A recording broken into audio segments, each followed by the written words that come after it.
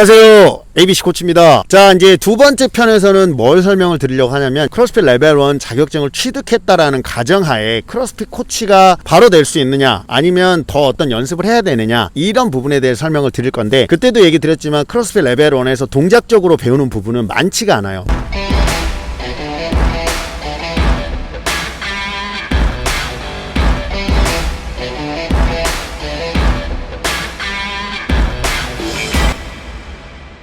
한 15가지 정도? 이 정도의 동작들만 배웁니다. 근데 크로스핏 클래스에서는 실로 많은 것들이 프로그래밍에 등장을 하죠. 3가지 컴포넌트를 갖고 한번 얘기를 해볼게요. 뭐 카디오적인 부분, 유산소성 대사운동, 뭐 동작 중에 뭐 달리기도 있을 거고요. 그다음 로잉도 있고요. 줄넘기, 뭐 바이크, 뭐 수영. 뭐 수영을 저희가 이제 체육관 내에서 쉽게 가르치기는 어렵기 때문에 수영까지는 우리가 뭐 지도를 하진 않겠지만, 어쨌든 체육관 내에서 이제 이런 유산소성 에너지 운동들을 가르치는 것들이 이렇게 몇 가지가 되죠. 바벨로 하는 동작은요, 뭐 엄청 많잖아요. 뭐 나인 파운데이션 무브먼트뿐만이 아니라 바벨로 하는 동작만 해도 몇십 가지가 나오게 돼요.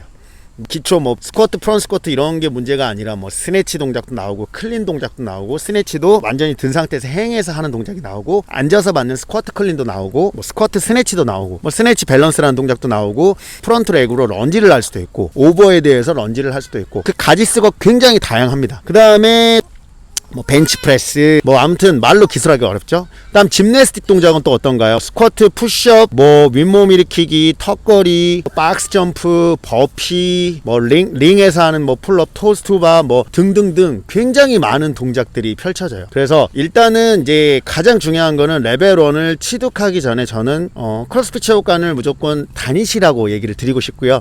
단 2-3개월, 3-4개월 같은 경우는 사실은 모든 크로스핏 동작을 배워보기에는 좀 시일이 굉장히 짧습니다. 적어도 1년 이상을 크로스핏을 좀 배워보셨다라고 하면 아무래도 다양한 동작들을 많이 배워보셨을 거예요. 물론 배우셨던 코치님의 어떤 역량에 따라 뭐 동작이 프로그래밍이 안 되는 그런 동작들도 나올 겁니다. 그렇지만 어쨌든 1년 정도 운동을 하시게 되면 굉장히 다양한 동작들을 본인이 배워보고, 그 다음에 배워본 상태에서 또 어떻게 가르치는지에 대한 지식들이 본인들이 이제 공부를 하고 그 자격증을 취득한 거기 때문에 본인이 이제 어떻게 보면은 가르칠 수 있는 준비는 돼요. 하지만 한 번도 안 가르쳐 본 거랑 또 가르쳐 본 거랑은 또 차이가 납니다. 레벨 1 같은 경우를 취득을 하시고 본인이 한 1년 정도 운동을 했다라는 가정 하에는 바로 크로스핏 체육관에서 원하는 정도의 코칭 수준을 갖기는 어려워요. 왜냐하면 그 한 동작 한 동작을 가르치면서 나오는 수많은 변수들, 사람마다 운동 능력이 다 다르잖아요. 어떤 신체적인 구조도 다 다르고 체력 요소도 다 다릅니다. 그렇기 때문에 이런 부분들을 잘 고려해서 다양한 클래스 수준의 사람들한테 운동을 가르쳐 보지 않고서는 경험치가 쌓이지 않기 때문에 자기가 계획한 대로 사람들이 움직여주지 않았을 때 당황하는 부분이라든지 어떤 대처가 좀 약할 수밖에 없게 돼요. 그래서 바로 코치로서 일을 하는 것보다는 뭐 주변에 있는 지인이라든지 나랑 친한 사람들을 그냥 무료로 내가 제대로 받고 가르칠 능력이 안 되기 때문에 가르쳐 보시는 것도 굉장히 중요합니다. 그러면 다양한 사람들을 좀 가르쳐 보고, 운동 능력이 전혀 없는 사람도 가르쳐 보고, 운동 능력이 좋은 사람도 가르쳐 보고, 이러다 보면 본인의 그 데이터베이스가 쌓이게 돼요.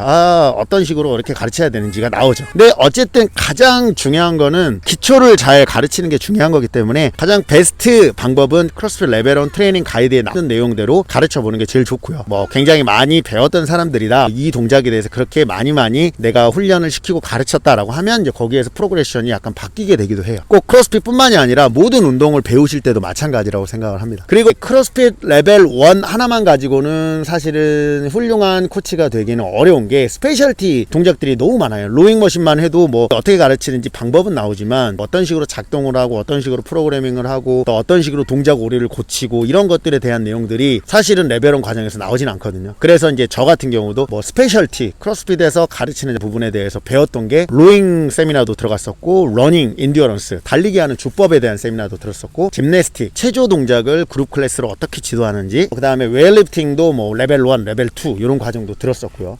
그 다음에 이제 크로스핏 컴페리러라고 해서 운동 선수들 프로그래밍 하는 방법, 크로스핏 선수들을 가르치는 방식, 그 다음에 레벨 2 같은 경우는 이제 코칭을 하면서 본인이 어떤 식으로 그룹을 코칭을 하는지, 그룹 코칭을 잘하고 있는지에 대한 점검을 받는 그런 시기거든요. 뭐 이런 여러 가지 과정들을 다 들어보면서 저의 어떤 노하우가 쌓이고, 그리고 그것도 마찬가지로 가르치는 경력 시간이 지나가면서 어떻게 보면은 좀 더 효율적인 방법으로 변화를 하죠. 하지만 효율적이지만 기본은 버리진 않아요.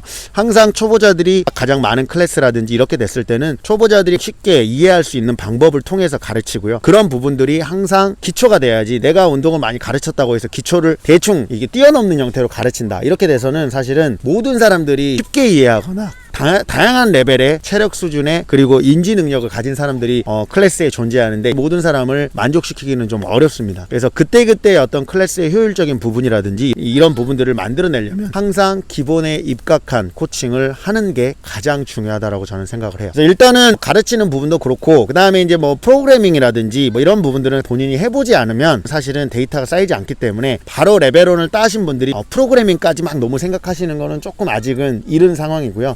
동작을 더 잘 가르치는 부분에 있어서 좀 많이 신경을 쓰셔야 될 것 같고, 클래스를 가르치기 전에 항상 계획하는 습관을 들이셔야 돼요. 왜냐면 클래스는 1시간 클래스 정도로 대부분 진행이 되지만 운동하기 전에 웜업 파트가 들어가고요, 본 운동을 하는 파트가 들어가고, 쿨다운 하는 파트, 이렇게 크게는 3개로 나눠져 있어요. 워밍업도 그냥 일반적인 웜업이 있어요. 전체 뭐 사용하는 관절 해당하는 근육군들을 이렇게 움직이면서 몸에 어떤 온도를 올려내고, 온도를 올리면서 부상 방지라든지 퍼포먼스를 위해서 전신을 풀어주는 그런 일반적인 웜업이 있고, 그 다음에 해당하는 이제 기술 동작이 있어요. 뭐 오늘 동작을 뭐 클린이라는 동작을 배운다, 그럼 이 클린에 대한 기초적인 또 추가적으로 클린에서만 필요한 이 해당하는 특정한 워밍업 기술 연습, 이런 것들이 필요합니다. 그리고 그 기술 연습 같은 경우를 가르칠 때 프로그레션이라고, 이 기술을 가르치는 단계가 되게 중요해요. 그 프로그레션은 딱 정해져 있진 않아요. 다양한 어떤 프로그레션들을 본인이 만들어 놓고 다양한 레벨에 맞게 가르칠 수 있는 그런 프로그레션들을 알고 있으면 굉장히 큰 도움이 되죠. 그리고 이제 메인 운동을 하기 전에 운동을 배우시는 회원들, 멤버들이 본인한테 맞는 강도로 운동을 했는지 그런 부분에 대한 체크를 확실히 하고, 운동은 저 그룹 운동으로 진행이 되면서 메인 운동이라는 게 항상 있잖아요. 그럼 그 운동에 대해서 정확하게 배우시는 분들한테 설명을 하고, 이 설명을 해가지고 한 번에 이해할 수 있게 만드는 거. 그 다음에 이제 이렇게 해서 끝나는 게 아니라 이제 해당하는 그 운동을 할 때 공간이라든지 운동하시는 회원님들 각각 개개인의 어떤 체력 수준 뭐 이런 거에 따라서 공간 배치, 장비 배치 이런 것들을 하신 후에 메인 운동이 시작되면 이제 거기서부터는 우리가 열심히 달려다녀야 되는 거죠.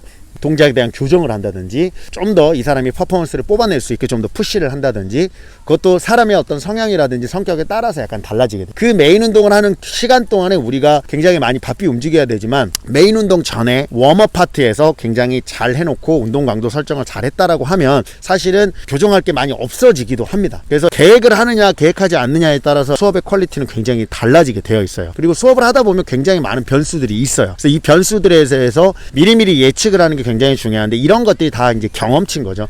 다양한 사람들 많은 시간 동안 경험을 해보고 가르쳐 보면서 이런 케이스들이 있을 수 있으니 수업 전에 이런 부분들은 다 같이 정리를 미리미리 해놓고, 혹시라도 내가 어떤 부분에 대해서 수업을 하면서 실수를 했어요, 정확하게 지정을 하지 않았거나 설명하지 않은 부분이 있다라고 하면 그때 당황하지 말고 그때서라도 회원들한테 할 수 있는 부분에 대해서 교정을 한다든지 빠르게 교체를 해준다든지, 이런 식으로 그 흐름에 맞게 빠르게 대처를 하시는 것도 중요합니다. 이런 순발력도 굉장히 중요해요. 그래서 메인 운동이 끝나게 되면 이제 항상 해당하는 이제 운동을 통해서 정확한 자극을 얻었는지, 그리고 뭐 운동 스코어라든지 기록은 어느 정도 됐는지, 이런 것들을 점검을 하고 이제 쿨다운을 하는 구조로 진행이 되는 거죠. 이런 수업 클래스를 많이 내가 경험하고 많이 가르칠수록 더 그런 숙련도는 늘게 되는 거예요. 하지만 그런 기본적인 능력치가 없는 상태에서 내가 이제 배움이 좀 부족한 상태에서는 아무리 수업을 많이 한다고 해도 늘지는 않아요.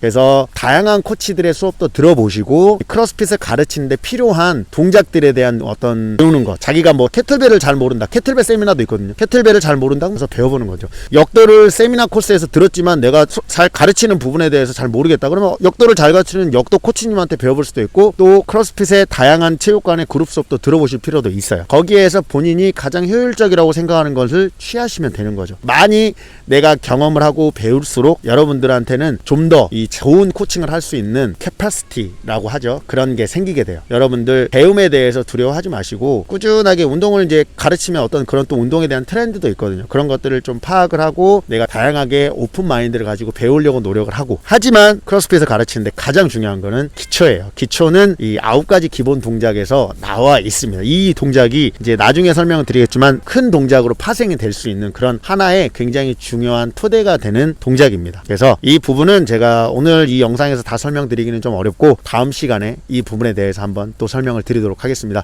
오늘은 여기까지 하도록 하겠습니다. 뭐 두서없이 말을 좀 많이 했는데요. 혹시라도 제가 설명을 안 드린 부분이 있으면 마찬가지로 댓글을 남겨주시면 제가 뭐 댓글로나 아니면 그 댓글로 설명하기 좀 어려운 부분은 다시 영상을 찍어서 여러분들한테 올려드리도록 하겠습니다. 크로스핏을 사랑해주셔서 감사하고 좋은 코치가 되고 싶다고 하면 꼭 이대로 한번 시도해 보시기 바랍니다. 여기까지 하도록 하겠습니다. ABC 코치였습니다.